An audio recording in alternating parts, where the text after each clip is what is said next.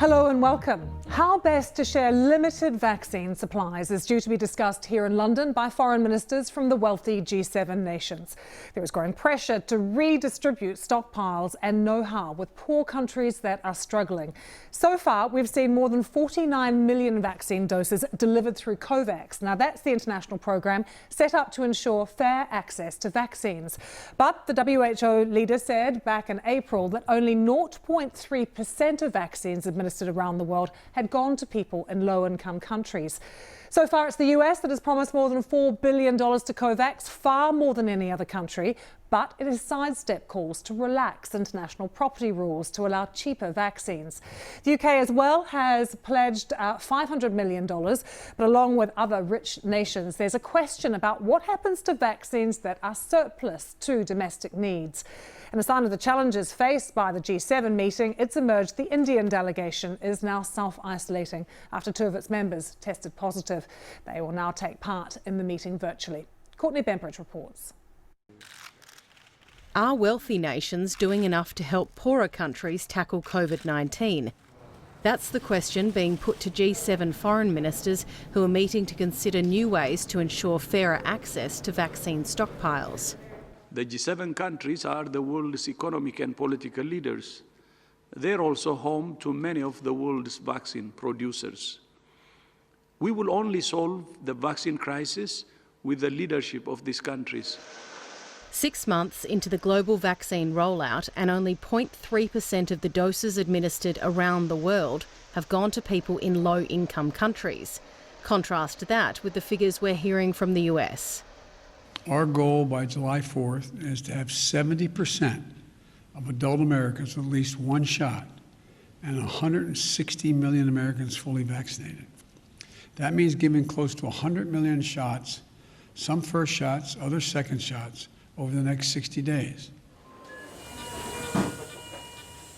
In India, where coronavirus infections are spiralling out of control, less than 10% of the population has had their first jab. It doesn't make moral sense for majority of people to be in the queue, dying, waiting for a vaccine. But worse still, new variants keep coming. The longer the virus remains anywhere in the world, the more variants come that are resistant to the technology which exists, and then we are back to where we were. Winnie B. Yanima founded the People's Vaccine, a campaign to remove patent restrictions on COVID-19 vaccines and medicines to allow more countries to manufacture doses.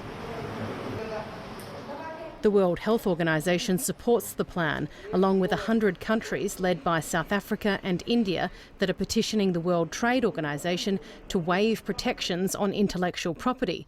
The EU and UK say they'll oppose the move. Critics say the proposal wouldn't solve supply chain delays. Take Pfizer's jab, for example. The company says it needs 280 components from 86 suppliers in 19 countries. So even if you waive the patent, it would take months, if not years, to replicate Pfizer's complex supply chain. It may actually disincentivise any entity, any commercial entity from getting involved in vaccines. And much and all as we love them or loathe them, the commercial entities have the professional resources to get a vaccine into final use. The top coronavirus advisor in the US, Dr. Anthony Fauci, has warned the plan risks backfiring if it leads to long legal disputes. The Biden administration is expected to set out its position at a World Trade Organization meeting on Wednesday. Courtney Bembridge, BBC News. So much to talk about with our global health correspondent Naomi Grimley, who joins me now. G7 foreign ministers meeting, lots of talk, but is any one country putting forward a proper proposal that would work to start sort of narrowing the gap on vaccines? The answer to that is no so far. In terms of redistributing excess doses, you've had America give some, 4 million to Mexico, a neighbour, and to Canada, a neighbour. But of course, they are sitting on large supplies, including including 60 million doses of that Oxford AstraZeneca, which hasn't actually been approved in the US at the moment.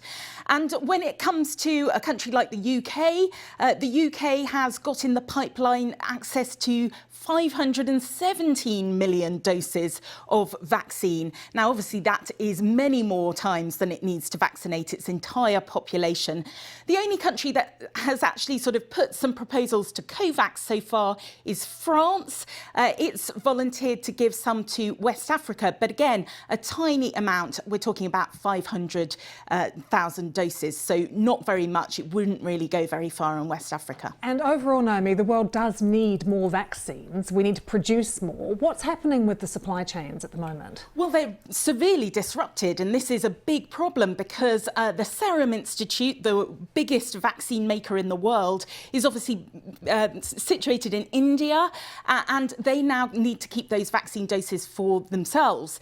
And that means that the Covax supply, so this big global project to get vaccines to low and middle income countries, that tap has essentially been turned off. So even a country like Ghana, that was doing quite well getting vaccines into arms, is now finding that there just isn't any vaccine left. And the other key issue that's being discussed as well, and people have been mentioning this for months, what is going to happen in terms of waiving the patents for some of these vaccines? Any progress there? So that has obviously gained momentum. You've got the WHO backing it. You've also got, big hitters like Gordon Brown, the former UK Prime Minister, backing it. The big problem there is big Western countries don't like the idea of, IP being watered down, IP protections being watered down. They fear it would be a slippery slope. And that's why that proposal just doesn't seem to be breaking through. And you heard in that piece there that even Dr. Anthony Fauci, who likes to take a global view of things, thinks that it could actually cause more problems than it would solve, particularly with legal battles over vaccines. OK, Naomi, great to get your thoughts as always.